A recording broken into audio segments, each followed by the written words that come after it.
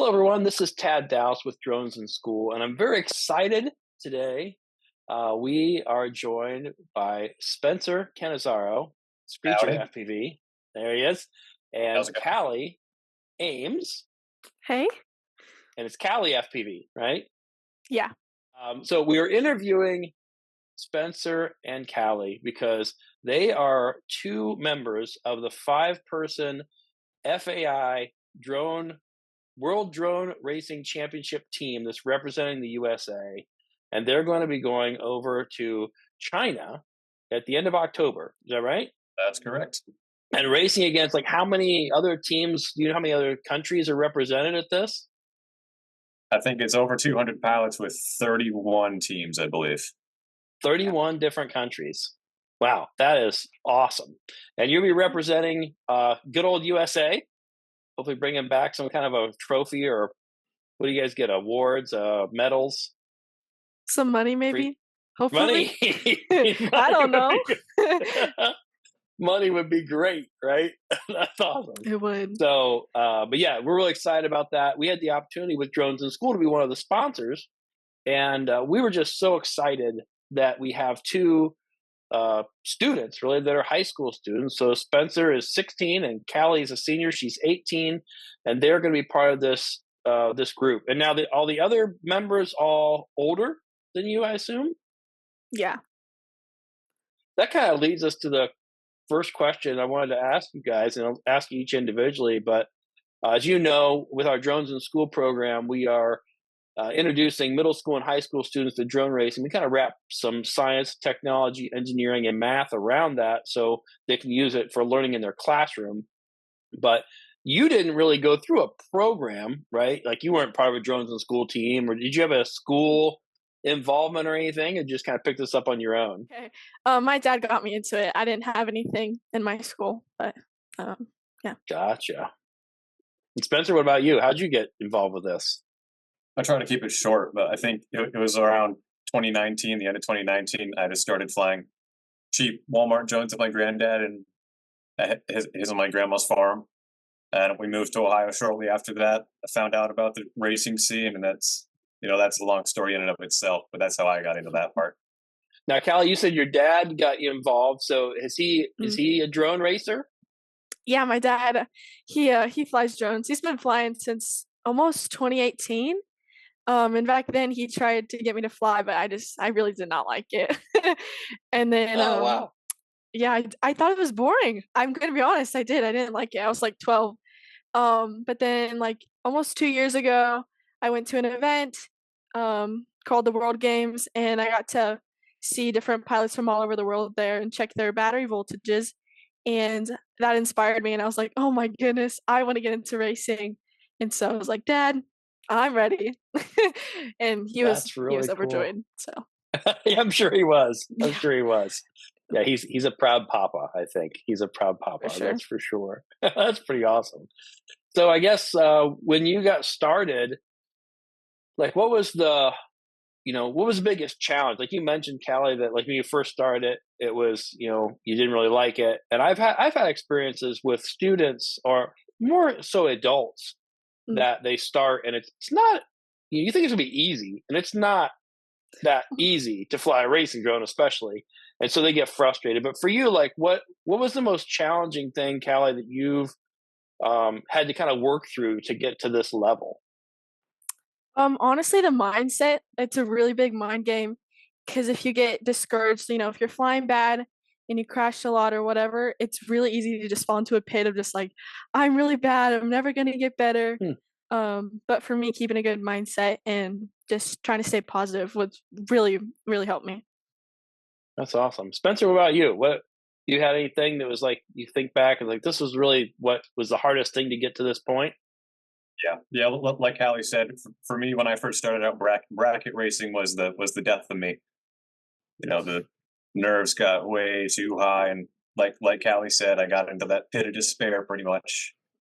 We talked about the hard part, but like what do you enjoy most? And I'll go to Spencer first on this one. So what do you enjoy most about drone racing? Yeah, I kind of follow this up with my answer to the previous question, but the community.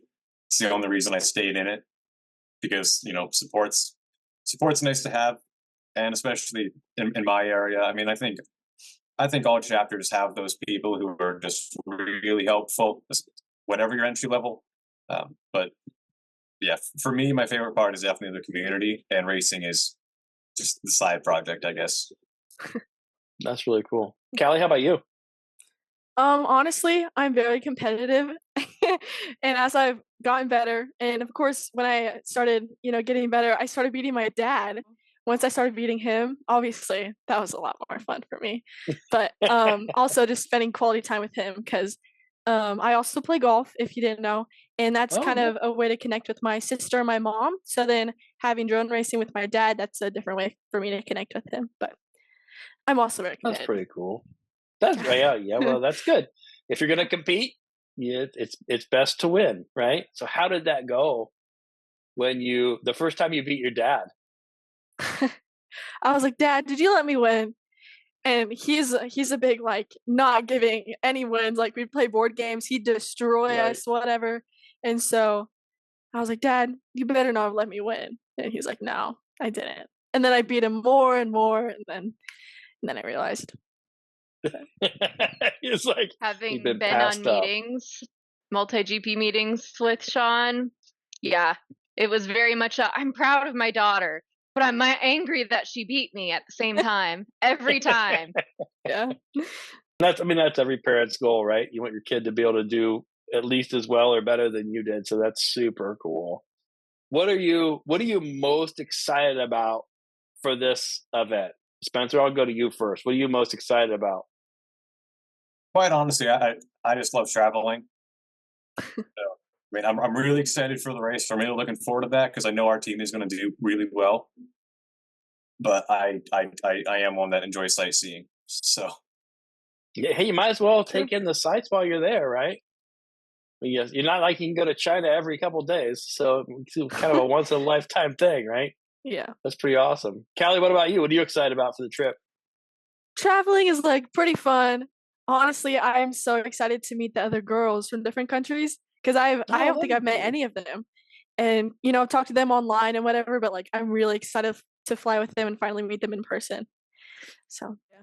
Question I didn't even think about. So the makeup of the team, my understanding there's five team members, right? So you did have to qualify for this. It wasn't like you just got your name drawn out of a hat, or Callie, they Oh didn't no. pick you just because they knew your dad. So what did No. you have to do to qualify then?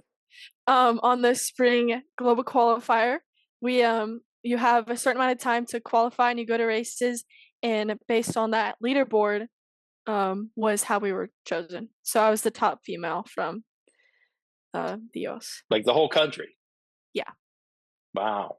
Now, Yeah. and then those are all hosted by Multi GP, host those global qualifiers, different Mhm. chapters. Is that correct?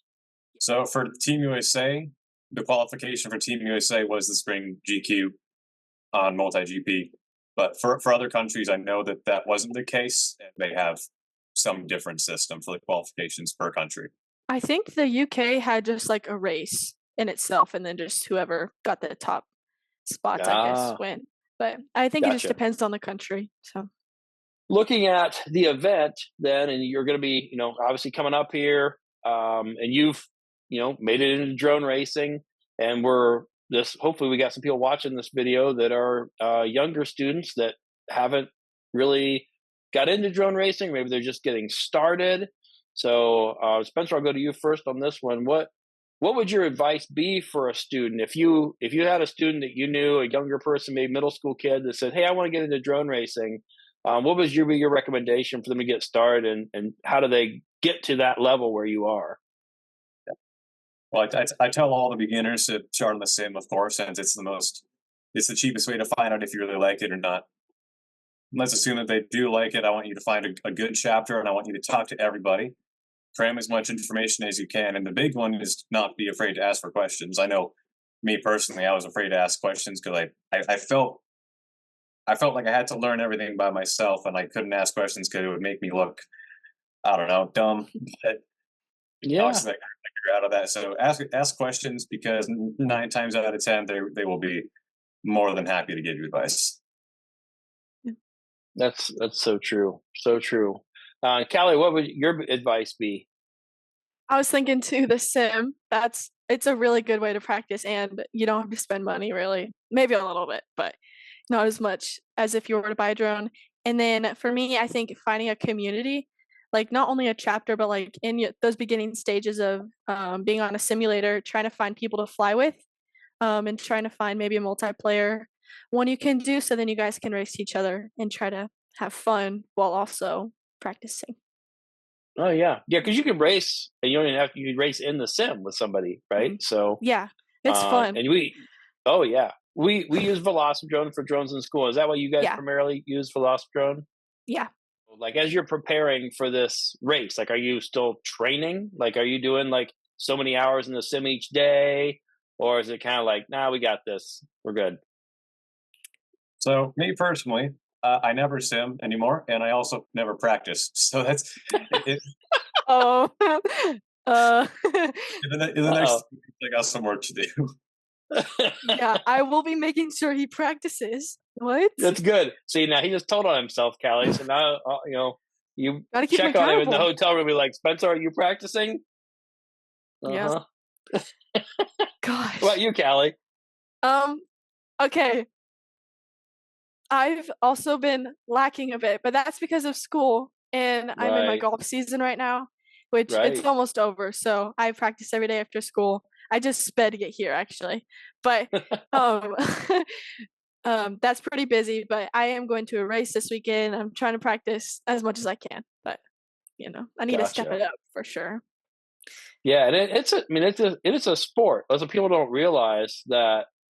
People just see a drone flying, like, okay, I just pick it up and fly it. Like, it takes skill and practice and hours. I mean, you probably each have spent hundreds and hundreds of hours in the sim and in flying in real life.